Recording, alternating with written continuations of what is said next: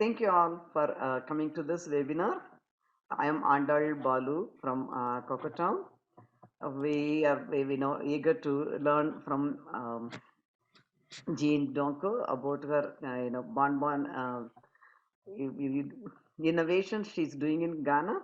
But first, I just want to share a small introduction about CocoaTown, and then we will turn the over to Teresa and Jean. So, CocoaTown is in the business of creating entrepreneurs we call in the chocolate industry who we call as chocopreneurs. And if you look at the origin of the CocoaTown, we started the inno concepts in 1992.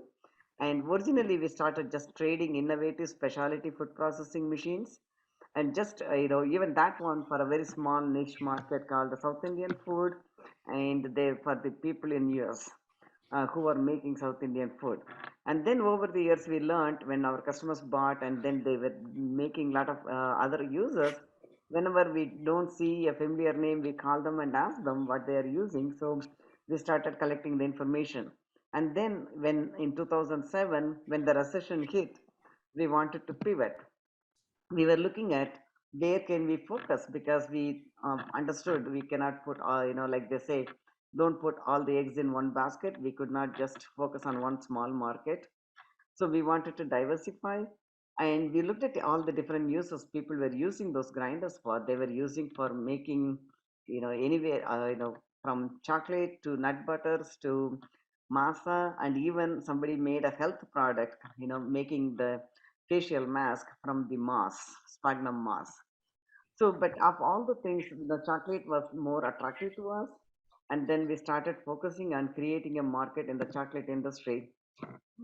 So we started making small batch chocolate machines, so people can make in the origin with the single estate. Or now we even see sometimes they make chocolates from a single tray. And always our focus is on the sustainability on the three areas: environment, customers business, and agriculture. Environment, we make all our machines with high quality stainless steel and very minimum plastics and food grade dowling. But all those machines that we sold in 2005 2006, people are still using it, or either their original users are using it, or they're selling it and second person third person using it. With minimum maintenance, it's still running and running. And then customers business, we always are interested in making sure our customers are successful and sustainable. So we want to learn from each other and also from the experts. And then we also about the agriculture, because when people make more chocolate, there are benefits. The farmers get more money, because all the bean to bar chocolate makers, they compensate the cocoa farmers more than the bulk chocolate industry. And also it makes the younger generation get interested in the agriculture to sustain, because in our say language there is a saying, the farmer has to put his foot in the mud so we can put our hands in the food. So we need farmers. And right now, most of the farmers are like 50 years or plus or 60 plus. The younger generation are not interested, so we want to change that. I think all the chocolate community together, we are making the change slowly. And so this is what we did in 2009. We created a company, a sub company called CocoaTown, and it also helped to evolve, the cocoa beans a superfood, and people could get healthy chocolates instead of eating the junk chocolate. And then this is a small slide about the over the years. In 1992, we formed the company. In 1994, we started selling machines, because for 2 years we were searching for what to sell, because we are always for innovation. That's why our parent company is Inno Concepts. And then it was going good. And then in 2020, again, we had to pivot with all the pandemic all over the world. So that's when we came up with this idea of taking our original Binge Bar boot camp, 3-day intensive in-person camp. We could not do it. So we said, okay, let's do it through the webinar. So we came up with the Empowering Chocopreneurs webinar series. And every month we are bringing 2 webinars on different topics that's going to help cocoa farmers, chocolate makers, chocolatiers, everyone. So we want to have the company, we say we are not in the business of selling machines, but we are in the business of creating and sustaining the chocopreneurs through equipment, education, and evaluation tools, and also giving them exposure in the world market. So, what does the future hold? We hope we are going to come back to the normal life because it has been more than 2 years now. We are hoping we can meet more in-person activities, but still we will be continuing this webinar because we see a lot of people can attend this from their comfort of their home and learn. And I just want to finish it with Loka Samasta Sukhino Bhavantu. That means may all the beings in the universe be happy and free, and may the thoughts, words, and actions of my own life contribute in some way to that happiness and to that freedom for all. Thank you. Now, I'm going to turn it over to Teresa. Thank you. Thank you very much, Mrs. Balu. I love ending with that beautiful blessing. Okay, so first thing I would like to do before I turn the presentation over to you is just so we can get to know you a little bit. Can you share with us where your chocolate journey started? Thank you, Teresa. My chocolate journey actually started, I think, I'm now looking back when I was a young girl. And why do I say that? In Ghana, we had this scheme called a Cocoa Marketing Board Scholarship. And that scholarship was given to the children of needy parents, brilliant children, to be able to have a high school education. And based on this scholarship, I benefited from it because my family were cocoa farmers. And so I was a beneficiary of the Cocoa Marketing Board Scholarship. So I went to school, high school, 7 years of high school on that scholarship. And I think that that sort of, after that initial Cocoa Marketing Board Scholarship, I didn't have anything to do with cocoa again. Then a few years ago, I'm watching television, a documentary, and I see this woman making chocolate from cocoa beans. And I thought back to the days that, when I benefited from a cocoa scholarship. And so I started to do some research. And I was fascinated by what I found about the chocolate industry, the cocoa industry. And even before I took my first professional course, I was already very excited about it. So then, of course, I would say that's my chocolate journey, because after that initial documentary that I linked back to the scholarship I got because I was a child of cocoa farmers, that helped me to get involved in the chocolate industry as well. So I'll say that's how my chocolate journey started. Well, thank you. Thank you so much for sharing that. And I have a feeling we'll find out a lot more about your cocoa and chocolate journey as you give your presentation. So with that, I will turn the presentation over to you. Okay, thank you. All right. Good afternoon again, everybody. And thank you for asking me that question about how my Teresa, on how my chocolate journey started. It set me to thinking that I have benefited from cocoa from the age of before then, but very directly from the age of 12 when I went to boarding school. Dear ladies and gentlemen online, listening from all over the world, 𝗪𝗏𝗑𝗏. 𝗪𝗏𝗑𝗏 is a Ghanaian way of saying welcome. I think it's akin to the Hawaiian aloha. So 𝗪𝗏𝗑𝗏. Thank you for joining us. And thank you, CocoaTown, for inviting Bioko Treats and Bioko Chocolates to be part of your webinar presentations. I have actually participated in a few of these ones, and I've enjoyed them very much. I've learned something from each and every one that I've been part of, I've listened to. So I hope that by the end of this today, you'll be able to you'd have learned something about starting and establishing chocolate bonbons in Ghana. So I want to thank all of you, fellow chocopreneurs and chocolate lovers for making the time to join us, as I've said, to talk about establishing and maintaining a bonbon innovation in Ghana. I'm excited to share the Bioko story. I mean, less than a decade ago, I would never have dreamed about what's happening now. And I'm living the reality and I'm enjoying every bit of it. I hope by the end of this presentation that you'd be able to share in my optimism and excitement that Africans, and for that matter, Ghanaian chocopreneurs, like me, are working very hard to demystify this belief that luxury chocolates cannot be made in the cocoa producing side, part of the world, or that can only be made in the Western world. We hope to show that Africans using African chocolatiers and chocolate makers using African products and African ingredients are making great chocolates, great tasting chocolates. And it's just starting, I mean, it's a very young industry and so we can only grow as the years go on.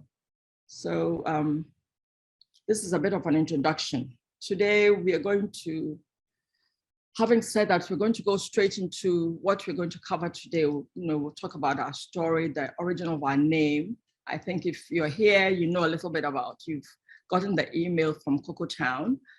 So it tells you a little bit about us.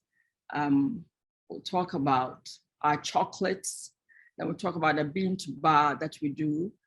The challenges that we face working in this environment, the benefits of networking, and what I live by, my guiding principle.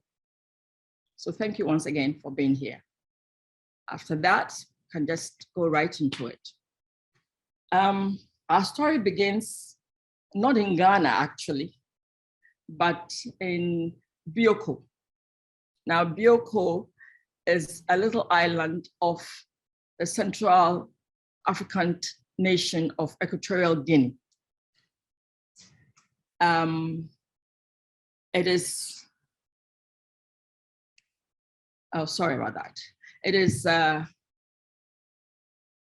sorry, please forgive me. It is a little town that our name, we get a lot of people asking us, what kind of name is that? Is that a Ghanaian name? And these are questions that I get asked quite often. And so let's do a bit of history here. In the spirit of Pan-Africanism, when we got ready to get a name for the company, we sort of looked at going beyond Ghana's borders. So we started doing some research about the cocoa industry in Ghana. And I grew up knowing that cocoa in Ghana was brought to Ghana, the cocoa beans were brought to Ghana by a gentleman named 𝗕𝗀𝗀𝗃, who had traveled to Equatorial Guinea in a town called Fernando Po, and had come back with the cocoa beans, started a farm in the eastern region of Ghana, and the rest of it is history. Now, cocoa is one of the biggest foreign exchange earners for Ghana. The original tree that Mr. 𝗕𝗀𝗀𝗃 planted in 1879 is still standing. And it still produces a bit of cocoa, pause, but not enough for commercial use, but for tourism and for students of agriculture, cocoa agriculture, it's quite an important element as well. This shows that cocoa is very hardy. It's very strong, because the cocoa that was in Equatorial Guinea, in Bioko, which 𝗕𝗀𝗀𝗃 brought back to Ghana, was brought to Bioko by the Spanish colonists from South America. So they brought the beans from South America to Bioko, then from Bioko to Bioko, which is in Central America, then this Ghanaian agriculturist brought it to West Africa. So it's all sort of connected. Cocoa does well 20 degrees north and south of the equator. And so we are glad that Bioko, the genesis of our cocoa industry started with Bioko. Yeah. So this slide is showing the journey of 𝗕𝘀𝗀𝗃 by sea to the island of Bioko, and then coming back with some cocoa beans, which started off our industry. Trying to, how do I move this thing? Just give me a second.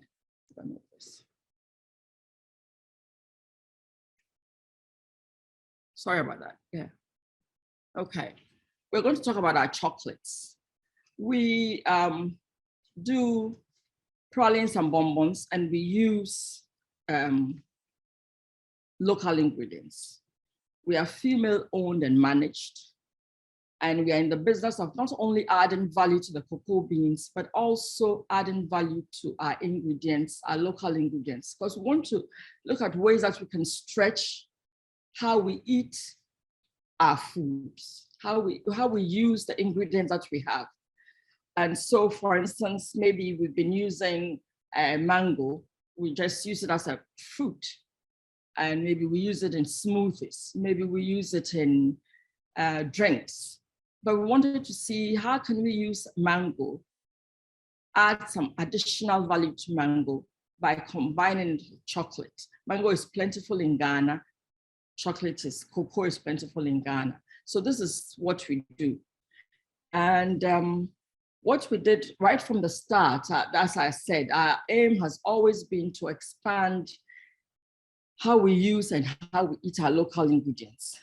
You know, we wanted to achieve unique and intriguing flavors and tastes that are not very common. You know, we want to create things that are unique to Ghana. So once the business took off, we realized this opportunity to contribute fully to Ghana's initiative to enhance and stretch, as I've already said, the value of the cocoa beans beyond an export product. And so how did we set about doing this? We started by listing as many ingredients as we could think of. We wrote down spices. We have this book that is like a little Bible for me especially. And so we, what we do is we listed all the spices we could think about that are local to us here in Ghana. We listed all the ingredients, the fruits that we could think about, the vegetables that we could think about. And the list keeps growing, because sometimes we get customers coming to us and telling us, Jeanne, have you tried this? Why don't you try it? We add it to our list. So having done that, for today's presentation, what we've done is select a few of the ingredients and the fruits that we use in our chocolates to talk about how we go about developing recipes. Yes. We'll start off with the Aidan fruit. The Aidan fruit is this fruit right here. It is called prekese in Ghana. And I think it's in West Africa, but in Ghana, we use it in mostly soups. It starts as a green plant, then it grows, it dries up. And when it dries up, it develops this really, I don't know how to describe the flavor. First of all, the taste is sweet, but interestingly enough, that taste can only be found. This is a four-sided fruit, I would say. And two sides is where you have the sweetness. And it's called prekese. I mean, it's very common here. And it's harvested just for stews. So we thought, why don't we use this and see what we can do? Can we combine this with chocolate? You know, it's sweet. It's got a bit of sweetness to it. And it's got this really interesting smell, you know. And so the way we go about when we have a new ingredient that we want to try is, first of all, find out if it's local to Ghana. If it is, it's on our list. If it's not, we add it to our list. Then we see how does it do in cream, if we infuse it in cream. How does it do in cocoa butter, if we infuse it in cocoa butter? And sometimes we do it in cream and we don't get the full impact of it. But maybe we've only infused it in cream for 10 minutes. So we infuse it in another lot of cream for maybe an hour. And we keep playing with that sort of experimenting with the quantities of cream, with the length of time of cream, until we get exactly what we want, the kind of infusion that we can use in our ganaches. But with this prekese, we realized that we couldn't, the cream just never gave it full, we didn't think that it gave it full, it really got the full impact of the fruit. So what we did was we started it in cocoa butter. And it was amazing the kind of scent that came out. The scent, the sweetness of the oil that came out. So we infused it, and we have a big jar in our workshop where we always have prekese infused oil, cocoa butter, that we use as a oil seasoning for our ganaches. So that is prekese. You can find this thing on Amazon, and it's I've seen it in powder form, but this is the real natural state it is. And be careful if you're going to use it, that the two sides that you can use, or you should use, are the soft sides, the two soft sides. You know, you get a better feel for it more than if you use the powdered one that is sold online. So that is the prekese. And this is how we go about developing a recipe. You see that we have in this picture here of a woman doing gari. And gari is from cassava. Cassava is a tuber. Cassava is used not just in Ghana, but I believe in almost every West African country, if not further afield. And for us, using the cassava in chocolate came about when we're talking about our boarding school days, where you get to take gari to school, one, because it's dry and it's hardy, and then you take sugar and milk, either a canned milk or powdered milk, and you mix it up with water, and it's a delicious thing that you eat to fill in the gaps between meals. And so we thought, okay, you have peanuts, you have the gari, you have milk. Can we try something? I have to admit, it took us quite a while. You know, the gari is when you get a cassava fresh like this, they peel it off. The women peel it off, and then grate it to form what is down here like clumps of starchy gari. And the gari is fried dry over open fires, mostly by female cooperatives. And so it's fried dry. And then once that frying is done, the quality comes in how often you sieve it. So maybe a first sieve will give you something coarse, and you keep sieving it. So we work with a female cooperative, an all-women cooperative, where we worked with them to get the kind of quality and size of grain that we wanted for our chocolate bar, once we got the recipe right. And that took us a while. It took us about a year, not all the time working on it, but we would work on it, test it out on the staff, then on a few people outside, a few of our consumers, and feedback helps us to then decide how we wanted to do it. We use milk chocolate for this one because peanuts, we found that's a lot better with in milk chocolate. So, this is the gari. We, in adding value to not just the cocoa, but to other local ingredients, we worked with this cooperative, this female cooperative, and what we have done is we are buying more from, so they are producing more because we buy a lot more. In fact, the leader of the cooperative called to tell me the other day that they've been able to buy another grinding machine, which is very gratifying. I like to think Bioko contributed to that growth. 1 second, Jeanne, sorry to interrupt.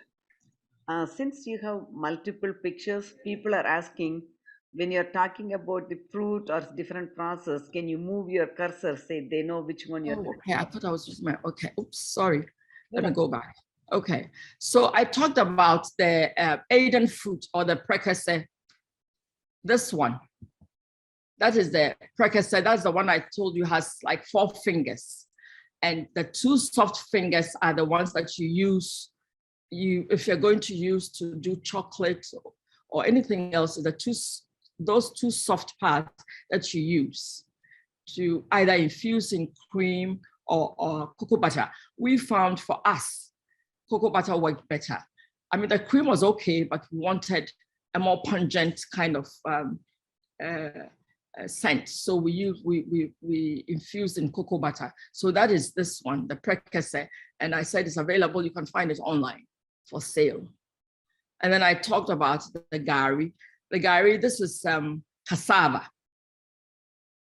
And from cassava, which is a tuber, we get the gari. So they start out peeling the cassava, and the women run it through a sieve. It's got a lot of water in it, and sort of get all the water out. And you come up with these clumps of starchy cassava. And then they start to fry it in on open fires in these big, large pots. And it's just dry frying for a period of time. And once they have fried it up to a certain point and gotten all the water out, then they strain it. And then you have the first level. And you can strain all the way to about 3 or 4 levels, depending on the fineness of the grain that you want. So this is a woman, it's usually made by women cooperatives, this gari, it's this sort of farina thing. And I'm saying that we developed Bioko gari and peanut chocolate bar strictly initially because of from nostalgia. As we in boarding school, everybody takes a bit of gari, some milk, some sugar to school, and so in between meals, sometimes you do a sort of a cereal with it, and a cold cereal, and it's really something that the gari bar, the nostalgic thing, brought back for us. So that is the gari that we use in our bonbons. In our chocolate bars. And then we come to fruits and nuts. We use fruits a lot. We have a pineapple ganache. We have passion fruit and mango. And then we use this thing, which is called alasa. Alasa is, how do I say it? Let me see if I can look at my notes for just a minute. It is called the African star apple. And you can find it online. And it's an indigenous fruit that's found in Nigeria and Ghana. I don't know if it's found anywhere else, but I know that it's found in Nigeria and Ghana, and I think in Togo as well. So it must be along the West African line, the West African coast. And it's a very unusual fruit, and it's been proven to have several health benefits. It's called the African star apple. It's a seasonal fruit, and the taste is quite complex. Initially, when you bite into it, you get a bit of a sweet sap. Then you get this very sharp, sour taste after that.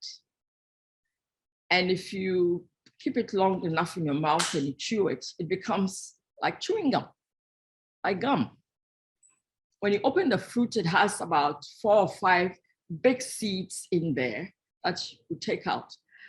And as I said, my customers and my consumers come and tell me sometimes, Jeanne, can you use this? Have you thought of this? To be honest, even though we had alasa on our list, we hadn't thought of using it because of the gummy nature of the fruit. This is the alasa right here. But it was a supplier, one of our suppliers, who said to us, Jeanne, have you tried alasa? You know, you have to try alasa. And this was like a few seasons ago. So of course, during the lockdown, we thought, okay, let's try and do something with alasa. So we got the alasa. And after several experiments, you know, you try, when we're doing a recipe for us, we try it. We want to see, is it going to, first of all, it's going to become a bonbon. So we're going to do a ganache with it. Should we do this, it being a fruit with so much water, is it good to do it as a fruit puree, or infuse it in cream, or should we do a pâté de fruits with it? Because the alasa is quite gummy. So we did. We tried all the 3 methods: infusing in cream, doing the pâté de fruits, and then doing the puree. The puree worked best for us, but it wasn't an easy thing to do. It took a while because every time we did it,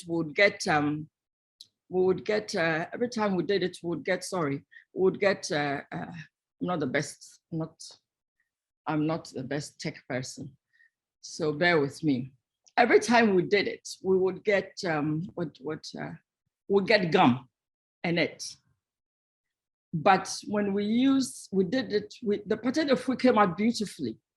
However, once we put it in the chocolate and we waited for about 3 days and we cut it open, it's almost as if the gumminess came back as much as we tried to take it out.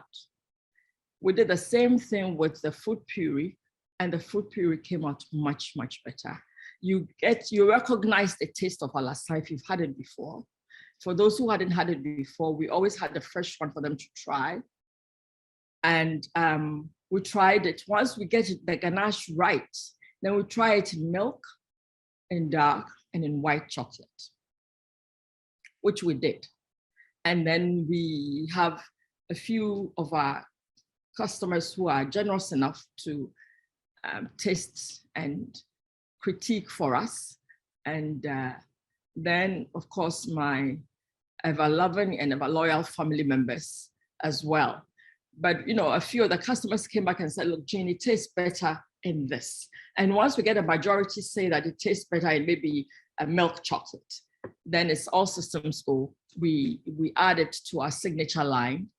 And because it's seasonal, we add it to our flavor of the month program. And so this was, I think, in March when alasa is in plentiful supply. And so this is how we go about developing our recipes for our chocolates. Not all of it, but, you know, just to give you a gist of what we do with our nuts. We have a small bean to bar section. And what we do is we get cocoa beans from the family farmers. I've said we are talking with someone who is also a cocoa farmer and is also going into cocoa production. I'll be talking about that later. And chocolate production. So we get the beans, we roast in-house. I like to tell you, we roast in-house in a CocoaTown. The whole line is from them. And then what we do is we grind our beans.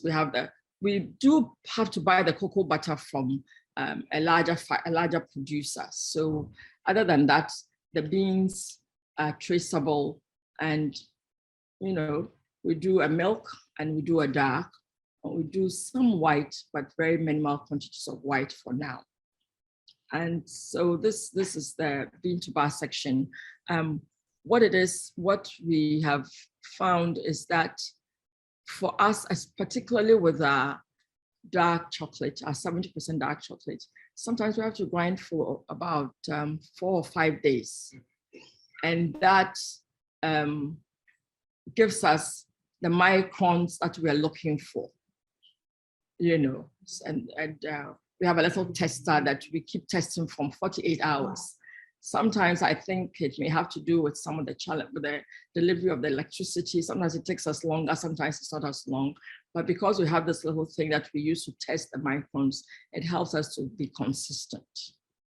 So that is for the bean-to-bar section. The next thing we're going to talk about is our challenges. This is a real, I think I did everything. Oh, I forgot to tell you about our pineapple and cashew.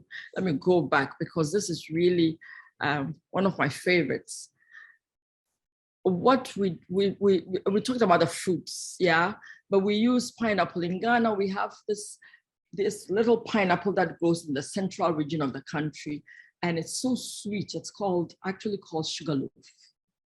And so we decided to do a pineapple ganache as part of our flavor of the month, even though pineapple is in plentiful supply all through the year.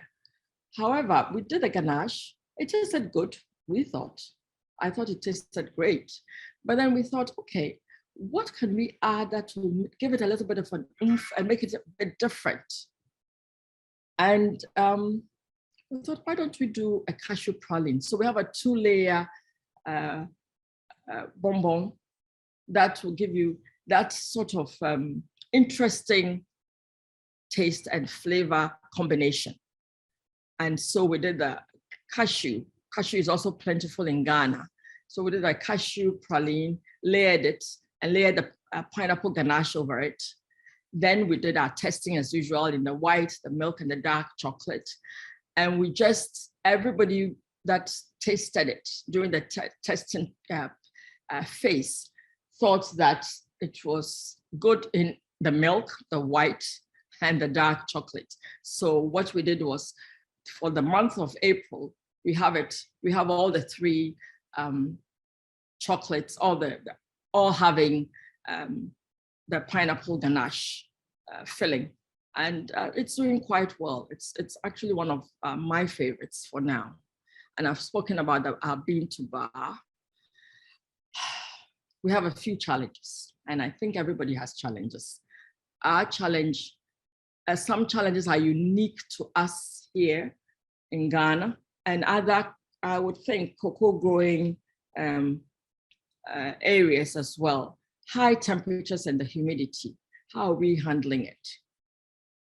You know, we have air conditioning, but how long can, you know, it's not the most cost-effective way. So what we are doing now is slowly, piece by piece, changing to solar to help us to have stable electricity as well.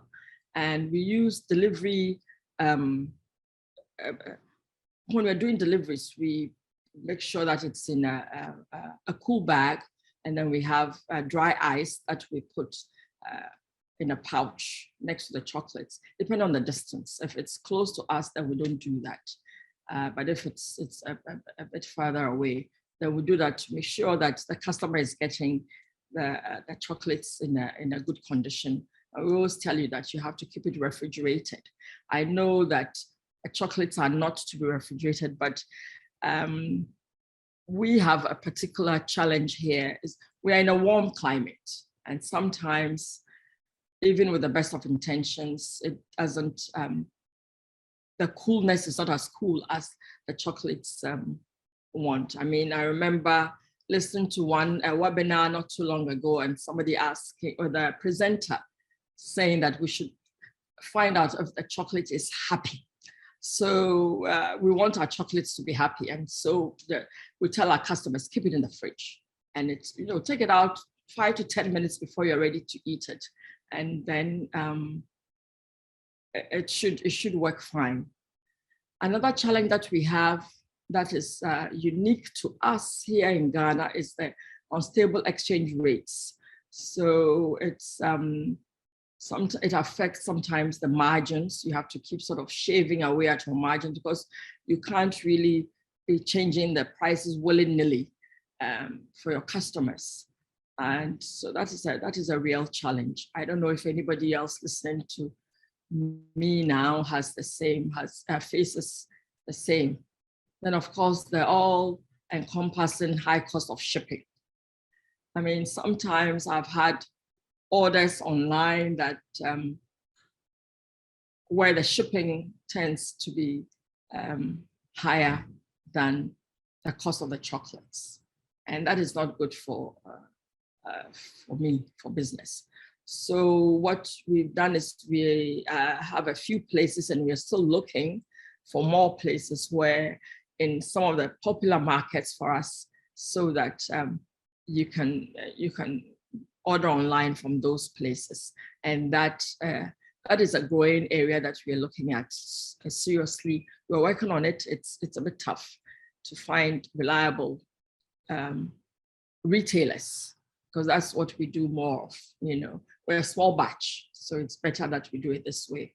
But the high cost of shipping is really a challenge. And we have unreliable electricity supply.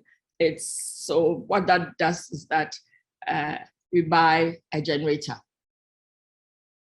and then you have to buy uninterrupted power supply, a UPS. Then you have to buy a stabilizer. You know, so sometimes the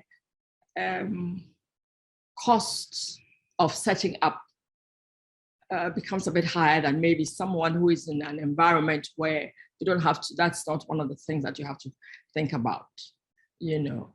But there are challenges that are not insurmountable. At least there are solutions for it. Or it just keeps us on our toes, and we try to handle it as each one comes along, yeah. The other two that I'm talking about, the unfriendly interest rates and the corporate taxes, I think it's everywhere. Nobody really likes to pay taxes, but you have to. So we have some pretty high interest rates. So what makes that scaling up with local interest is a bit tough. So this is what the challenges that we have. I'm sure that those listening to me have challenges as well. They may not. They may be different challenges, but I suspect that the high temperatures and humidity will be quite common amongst the growing areas. Yeah. Then we have, I think this is a very important thing to me, because, you know, I think that we should have networking is important. And for me, it's helped me to, I mean, it's a huge industry, and it's, you know, it's good to know you learn from each other. And I was invited to join this network of cocoa farmers and chocolate makers and chocolatiers. It's called the Cross-Atlantic Chocolate Collective. A few of them were a few weeks ago, actually, on this very forum, talking about what they do. It's a very interesting collective. We have about 6 countries and growing from Africa, and 6 countries from the Caribbean and North America. And it's really interesting because, you know, we learn from each other, and we, this collective has actually put their money where their mouth is, and give cocoa farmers melanges, and then teach them how to make chocolate, I found it very interesting. I thought I had something to show you of one farmer opening her box with a CocoaTown melange from the Cross-Atlantic Chocolate Collective. Fortunately, she did it in my workshop. And so I had the pictures, but unfortunately, I don't seem to have it here. But they actually encourage you not only to, it's not just telling you that you can turn the cocoa bean into chocolate, but they actually give you the tools to do it. And then they train you, they give you the equipment, and then they train you in doing it in small batches. It's really interesting. Let me find out where I put that thing. You know where it is, the video of the woman opening. Oh, okay, we couldn't get that one. All right, sorry, I'm talking to someone on the side. Sorry about that. So that's networking. If you're not networking now, please do. It has helped me. I mean, it has helped me now. I'm a beneficiary, believe it or not. It has afforded me the benefit of being mentored and coached by one of the world's leading mentoring specialists. I mean, it was just through networking. And he's doing it for me, and it really helps me. I talk to him every few weeks or so, and it's good to touch base with someone who is not in the industry. It is good.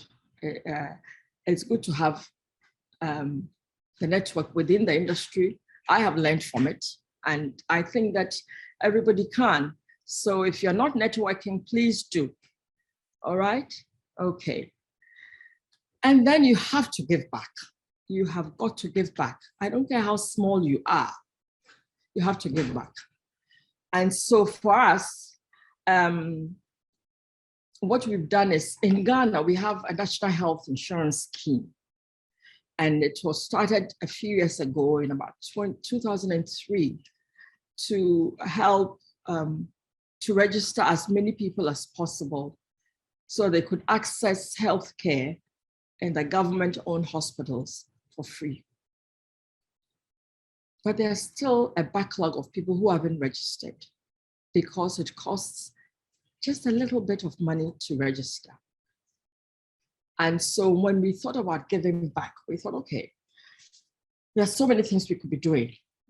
We settled on healthcare because a healthy farmer will produce great cocoa beans, which will help us to produce great chocolate. And so we worked with a cocoa cooperative in the Eastern region, and started last November by registering almost 100 cocoa farmers and their families. So it was a fun day out for all of us. Here I am with some of the cocoa farmers.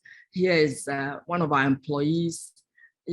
As we got the National Health Insurance Scheme, worked with us, and they brought their equipment to this cooperative office, and the farmers came in with their families to register. So now that they have registered, they can go to the hospital closest to them for free. Some of them hadn't registered, a lot of them hadn't registered because they didn't have the money. A few of them had registered, but the registration had expired. It's renewable annually. So, for a small fee.